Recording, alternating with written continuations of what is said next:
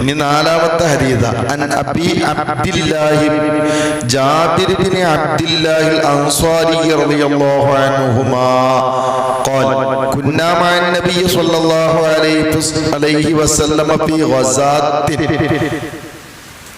فقال إن بالمدينة لرجالا ما سرتم مسيرا ولا قطعتم واديا إلا كانوا معكم حبسهم المرض وفي رواية إلا شركوكم في الأجر رواه مسلم. ഇമാം മുസ്ലിം റളിയല്ലാഹു അൻഹു ഉദ്ധരിച്ച ഹദീസാ, സ്വഹീഹ് മുസ്ലിമിലെ ഉള്ള ഹദീസാണ്. എന്താ പറയുന്നത്? അബു അബ്ദില്ല, നമ്മൾ നേരത്തെ പറഞ്ഞു, അബി അബ്ദില്ലാഹി, ഓമനപ്പേര് അങ്ങനെയാണ്. മൂത്ത കുട്ടിയുടെ പേര് ചേർത്തിട്ടിടണീനാണ് ഓമനപ്പേര് എന്നവർ പറയും, അബു അബ്ദില്ല. നമ്മളിപ്പോ ഓമനപ്പേര് അങ്ങനെയല്ല വിളിക്കല്, നമ്മൾ അബു അബ്ദില്ല എന്നല്ല പറയാറുള്ളത്. ആരാള്? ജാബിർ ഇബ്നു അബ്ദില്ലാഹിൽ അൻസാരി റളിയല്ലാഹു അൻഹുമാ.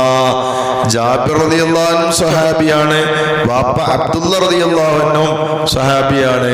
ജാബിർ റളിയല്ലാഹു അൻഹുവിനെ കുറിച്ച് ഖാല, അവർ പറയാ, കുന്നാ മഅൻ നബി സ്വല്ലല്ലാഹു അലൈഹി വസല്ലം, ഞങ്ങൾ ഹബീബായ റസൂലുള്ളാഹി സ്വല്ലല്ലാഹു അലൈഹി വസല്ലമ തങ്ങളോട് കൂടെയായിരുന്നു. ഫി ഗസാത്തിൻ, ഏതോ ഒരു യുദ്ധത്തിന് പോയ സന്ദർഭത്തെ കുറിച്ച് പറയാം.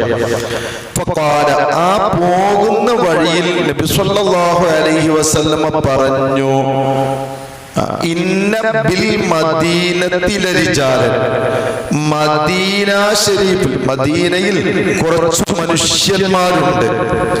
ലരിജാലൻ, തീർച്ചയായും കുറച്ച് മനുഷ്യന്മാരുണ്ട്. അവര് യുദ്ധത്തിന് കൂടല്ല, പോന്നിട്ടില്ല എന്ന്.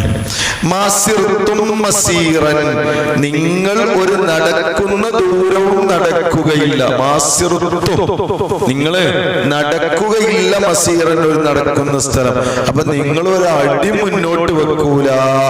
വലാ ഖതഅതും വാദിയൻ, ഒരു മലമ്പ്രദേശത്തെ കേറിക്കടക്കുകയുമില്ല. അപ്പൊ യുദ്ധത്തിന് പോകുമ്പോ ഇങ്ങനെ കേറി ഇറങ്ങിയൊക്കെ പോവാണ്. നമ്മളെ ഭാഷയിൽ പറഞ്ഞാൽ ഒരല്പവും നിങ്ങൾ മുന്നോട്ട് നടക്കൂല. ഇല്ലാക്കാനുമാക്കും, അവരും നിങ്ങളെ കൂടെ ഉണ്ടാകും. അപ്പോ ഇരിക്കുന്നത് മദീന ഷരീഫിലാണ്. ഒരു പൊഴിന്ന് പുറത്തിറങ്ങിയിട്ട് തന്നെയല്ല. ഇവരാണെങ്കിലോ യുദ്ധത്തിനുള്ള ചട്ടകളും ഒരുക്കങ്ങളും ഒക്കെ എടുത്തിട്ട് മലയും കുന്നും ഒക്കെ കേറി ഇറങ്ങി യുദ്ധത്തിന് പോയിക്കൊണ്ടിരിക്കുകയാണ്. കൂലി രണ്ടോട്ടർക്കും സമമാണ്. അതാണ്ടോ, അവര് ഇല്ലാക്കാനും അയക്കും, അവർ നിങ്ങളെ കൂടെ ഉണ്ടായിട്ടല്ലാതെ ഉണ്ടാവുകയില്ല. അപ്പൊ കൂലി അവർക്കും നിങ്ങൾക്കൊക്കെ സമാണ്. അപ്പൊ എല്ലാവർക്കും വലിയ അത്ഭുതം. അത് തിരുത്താനും കൂടി എന്താണ്? ഹബസഹുമുൽ മർദു, അവർ രോഗം തടഞ്ഞു വെച്ചതാണ്. അപ്പൊ നമുക്കൊക്കെ ഇതിൽ വലിയ പാടുണ്ട്. വീണത് കലയാക്കാൻ പാടില്ല എന്ന് മാത്രം. ഒന്നിപ്പോ ഒരു മുട്ടിന് വേദന ഉണ്ടായത് നന്നായിട്ടോ, അതുകൊണ്ടൊന്ന് കുത്തുവേദന വേണ്ടി വന്നില്ല. അങ്ങനെ ആവാൻ പാടില്ല, അങ്ങനെ ആവാൻ പാടില്ല. അതാ നീയൊന്ന് മനസ്സിലാവാൻ എങ്ങനെയാന്നാ ചോദിക്കണത്. യുദ്ധത്തിന് അവര് പോകുമ്പോ ഇവരിവിടെ ഇങ്ങനെ വയ്യാതിരിക്കുകയാണ്. അപ്പൊ ഇവരെ മനസ്സ് മുഴുവനും അതിന്റെ കൂടെ പഠിച്ചവനെ ഇപ്പൊ ഇവിടെ എത്തിന്നാവും. എന്തായി നമ്മളെ ഉമ്മമാർക്ക് അങ്ങനെ മനസ്സിലായി. ഇവിടെ എത്തിയെന്ന് ഒന്ന് വിളിച്ചു നോക്കാം, നിങ്ങള് ഒന്ന് ചോദിച്ചു നോക്കുകയാണെങ്കിൽ അവിടെ എത്തിയോ, ബസ് കിട്ടിയോ, കേറിയോ, പോയോ, വിളിച്ചിട്ട് ചില വിളിച്ചണ നേരം കഴിഞ്ഞല്ലോ. ഈ മനസ്സിങ്ങനെ സഞ്ചരിക്കും നമ്മളെ കൂടെ. നമ്മൾ ബസ് കയറിയിട്ട് ഓല് പരിയിലായിരിക്കണം, പറഞ്ഞിട്ടില്ല. ഓലിങ്ങനെ സഞ്ചരിച്ചു കൊണ്ടിരിക്കും. ഇതേ ഒരു അവസ്ഥ ആ പോയ ആളുകൾക്കുണ്ടായിരുന്നു. അവര് മദീന ശരീഫിൽ ഇങ്ങനെ ഇരിക്കുകയാണ്, മറ്റോരിങ്ങനെ പോവുകയാണ്. പോകുമ്പോ ഒരു യുദ്ധത്തിന് ഇങ്ങനെ മുന്നോട്ട് മുന്നോട്ട് മുന്നോട്ട് ഗമിക്കും തോറും പോകും തോറും ഇവരിങ്ങനെ ചിന്തിക്കണം, പഠിച്ചോനെ ഞങ്ങൾക്ക് പോകാൻ പറ്റിയില്ലല്ലേ, പോയോരേതായാലും വിജയിക്കട്ടെ, സന്തോഷമായി വരട്ടെ, ഒന്നും പറ്റാതെക്കട്ടെ. എല്ലാം ഒരുപാട് ആള് പോയത്. ഗസ്വത്ത് എന്ന് പ്രത്യേകിച്ച് പറയുമ്പോൾ ഹബീബ് റസൂലുള്ളാഹി സ്വല്ലല്ലാഹു അലൈഹി വസല്ലം തങ്ങൾ ഉള്ളത് കൊണ്ടാണ് പറഞ്ഞത്. മുത്തനബി സ്വല്ലല്ലാഹു അലൈഹി വസല്ലം അതിലുള്ളത് കൊണ്ടാണ് ഗസ്വത്ത് എന്ന് പറയുന്നത്. അല്ലെങ്കിൽ ശരീഅത്ത് എന്നാ പറയാ. മുത്തനബി സ്വല്ലല്ലാഹു അലൈഹി വസല്ലം ഒരാളുടെ നേതൃത്വത്തിൽ കുറച്ച് സംഘത്തെ അയക്കുകയാണെങ്കിൽ അതിന് ശരിയ എന്നാണ് സാധാരണ പറയാറുള്ളത്. അപ്പോ മുത്തനബി സ്വല്ലല്ലാഹു അലൈഹി വസല്ലം അടക്കണ്ടല്ലോ ഓരോ മനസ്സങ്ങനെയാണ്. അവരുടെ മനസ്സങ്ങനെയാണ്. അവരോട് പിന്നെ മുമ്പിൽ എന്തുകൊണ്ട് പറഞ്ഞിട്ട് കാര്യമില്ല, അവർക്ക് അങ്ങനെയാണത്. അപ്പോ അവർക്ക് രോഗം കാരണം അവർക്ക് പോകാൻ കഴിഞ്ഞിട്ടില്ല. കൂലിയിൽ നിങ്ങൾ രണ്ടു കൂട്ടരും സമാണ്. ഇത് ഇമാം മുസ്ലിം റളിയല്ലാഹു അൻഹു റിപ്പോർട്ട് ചെയ്ത. ഇനി മറ്റൊരു റിവായത്തിൽ വളരെ സ്പഷ്ടമായിട്ട് വ്യക്തമായിട്ട് തന്നെ ഉണ്ട്, ഇല്ല ശറകൂകും ഫിൽ അജ്ർ, കൂലിയിൽ അവർ നിങ്ങളോട് പങ്കു ചേർന്നിട്ടല്ലാതെ ഉണ്ടാവൂല. കൂലി ഒപ്പത്തിനൊപ്പം കിട്ടണ ശറക്വ എന്ന് പറയാം. കൂലി സമാസമം കിട്ടിയിട്ടുണ്ടാകും.